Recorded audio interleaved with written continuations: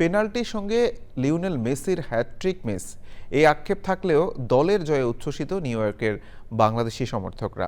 ঘরে বসে খেলা না দেখে সবার সঙ্গে উপভোগ্য সময় কাটাতে ওয়াচ পার্টিতে এসেছেন বাংলাদেশি আর্জেন্টিনা সমর্থকরা। নিউ ইয়র্ক থেকে রাশেদ আহমেদের তথ্য ভিডিওচিত্রে মির্জা ইমতিয়াজের রিপোর্ট।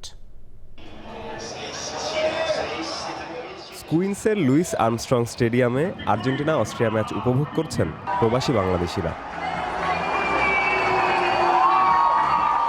আরও একটি মেসিময় ম্যাচে হতাশা শুধু মেসির পেনাল্টি মিস।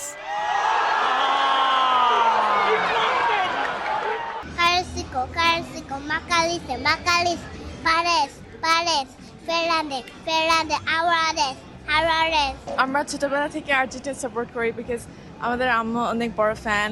এখানে ট্রাভেল করে আসা দেখা এন্ড আমেজটা একটু অন্যরকম, তো আর যেহেতু আমরা সাপোর্ট করি।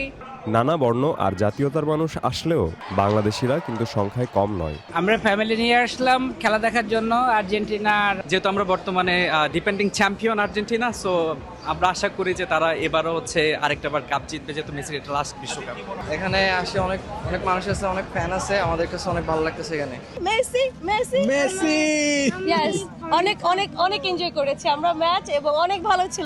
বিশ্ব চ্যাম্পিয়নদের দাপুটে খেলা আর মেসির বিশ্বকাপে সর্বকালের সেরা গোলদাতা হওয়ার তৃপ্তি নিয়ে মাঠ ছেড়েছে নিউ ইয়র্কের বিগ স্ক্রিনে খেলা দেখা দর্শক।